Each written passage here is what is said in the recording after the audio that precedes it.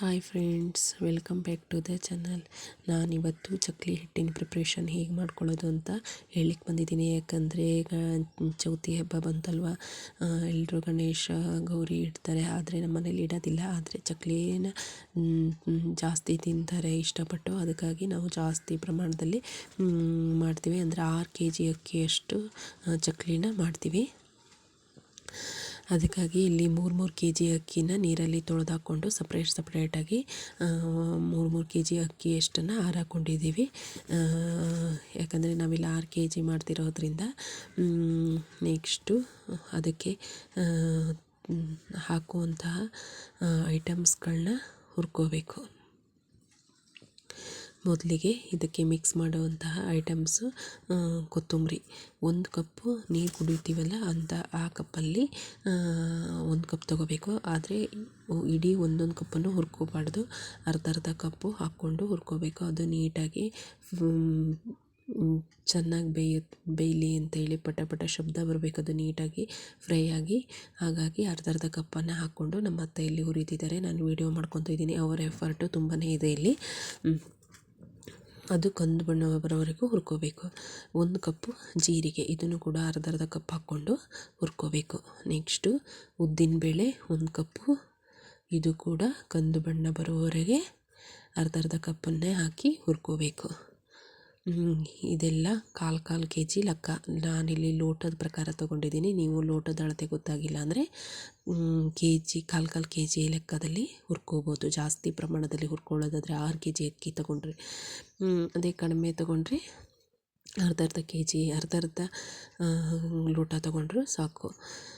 Next 1 ಕಪ್ಪು ಹೆಸರುಬೇಳೆ, ಎಲ್ಲದನ್ನು ಅರ್ಧ ಹಾಕ್ಕೊಂಡೇ ಹುರ್ಕೊಳ್ರಿ ಫ್ರೆಂಡ್ಸ್, ಯಾಕಂದರೆ ನೀಟಾಗಿ ಚೆನ್ನಾಗಿ ಬೇಯುತ್ತೆ. ಅದಕ್ಕಾಗಿ ಹಾಗೆ 2 ಚಮಚ ಮೆಂತೆ, 1 ಮುಷ್ಟಿ ಕಾಳುಮೆಣಸು, 3 ಅಥವಾ 4 kg ಪುಟಾಣಿ. ಇದನ್ನು ಹುರ್ಕೊಳ್ಳೋದೇನು ಬೇಡ, ಹಾಗೆ ಹಸಿದೆ ಸೇರಿಸ್ಕೋಬೇಕು. ಈ ಎಲ್ಲ ಐಟಮ್ಸ್ ಜೊತೆಗೆ ಸೇರಿಸ್ಕೊಂಡು ಅಕ್ಕಿನೂ ನೀಟಾಗಿ ಹುರ್ಕೊಂಡು ಅದ್ರ ಜೊತೆಗೆ ಸೇರಿಸ್ಬಿಟ್ಟು ಎಲ್ಲದನ್ನು ಹಿಟ್ಟು ಮಾಡಲಿಕ್ಕೆ ಕೊಡಬೇಕು. ಅಕ್ಕಿ ಆರಿದ ನಂತರ ಅದನ್ನು ಹುರ್ಕೊಳ್ಳಿಕ್ಕೆ ಸ್ಟಾರ್ಟ್ ಮಾಡಿದ್ವಿ.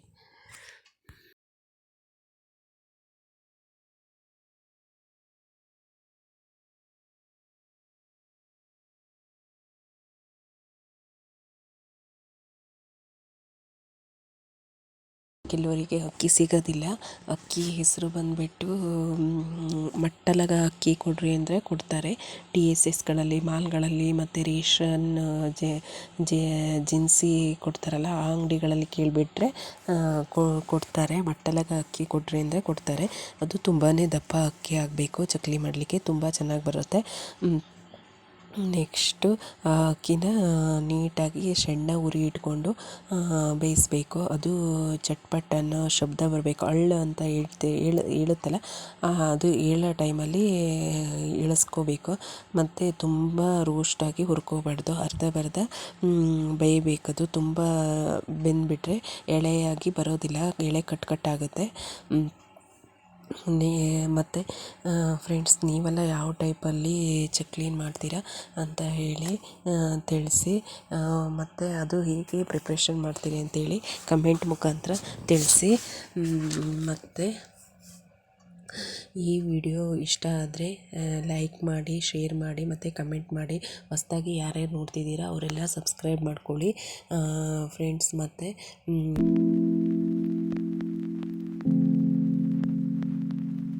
ನಾನು ಯಾವ ಟೈಪಲ್ಲಿ ವೀಡಿಯೋಗಳನ್ನ ಹಾಕಬೇಕು ಅಂತ ಕಮೆಂಟ್ ಮುಖಾಂತರ ತಿಳಿಸ್ರಿ. ಯಾಕಂದರೆ ನನಗೆ ನೀವು ಕಮೆಂಟ್ ಮುಖಾಂತರ ಹೇಳಿದರೆ ನನಗೆ ತಿದ್ಕೊಳ್ಳಿಕ್ಕೆ ಅವಕಾಶ ಸಿಗುತ್ತೆ. ಇಲ್ಲಾಂದರೆ ಯಾವ ಟೈಪಲ್ಲಿ ವೀಡಿಯೋ ಹಾಕಬೇಕಂತ ಗೊತ್ತಾಗೋದಿಲ್ಲ. ನೆಕ್ಸ್ಟು ಹಾಗೆಯೇ ಚೌತಿ ಹಬ್ಬಕ್ಕೆ ಏನೇನೆಲ್ಲ ಪ್ರಿಪ್ರೇಷನ್ ಮಾಡ್ಕೊತೀರಿ ಅಂತ ಕಮೆಂಟಲ್ಲಿ ತಿಳಿಸಿ. ಮುಂದಿನ ವೀಡಿಯೋಗಳಲ್ಲಿ ನಾನು ಯಾವ ಟೈಪಲ್ಲಿ ಚಕ್ಲಿ ಮಾಡೋದು, ಯಾವ ಥರ ಮಿಷನ್ನಲ್ಲಿ ಯೂಸ್ ಮಾಡ್ತೀವಿ ಮತ್ತು ಅದಕ್ಕೆ ಖಾರನ ಹೇಗೆ ತಯಾರು ಮಾಡ್ಕೊಳ್ತೀವಿ ಅಂತ ಹೇಳಿ ತಿಳಿಸ್ಕೊಡ್ತೀನಿ. ಓಕೆ ಫ್ರೆಂಡ್ಸ್, ಇಷ್ಟೇ.